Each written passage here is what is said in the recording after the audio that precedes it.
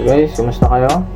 Sold na yung ating 2019 model na Barako 2 model. 23,000 mileage lang siya. Na-post lang natin to within 24 hours lang yata. Nangyari, may nag-confirm. So, sobrang daming nag-message niya. Yung release na natin siya for sold. Sobrang daming nag-message kasi sobrang sulit din kasi ng unit natin. Nung una, 23,000 mileage. Bago yung gulong, fresh yung outside niya, walang kalawang, anything.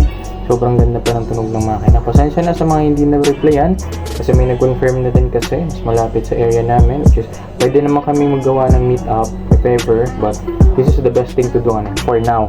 Pero syempre, pag ikaw nanonood nito at kung gusto mo mayroon kang ipabenta or ipagbili sa amin or ako mismo yung magbenta ng unit mo, so sa since nagpunta na agad si buyer, check niya agad kung makikita nyo yung magneto unang-una. Pangalawa yung tambucho, kung na yung nagtatapon ba ng langis yung tambucho.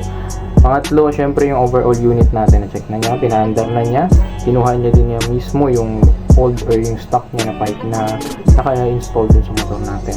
Pati yung OEM na pipe, pati yung stock pipe kinuha niya. Yung taillight natin gumagana yan, pati yung signal light gumagana, so safe na i-transport. So ganun lang kabilis yung ating transaksyon.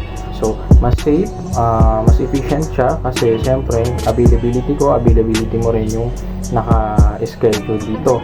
Ngayon, kung meron kang ipagbibenta, na bahay lupa man yan, o anything na gusto mong ipabenta sa gusto mong presyo, pwede kang mag-direct message dito sa page natin para matulungan din kita, para may sell out yung unit mo.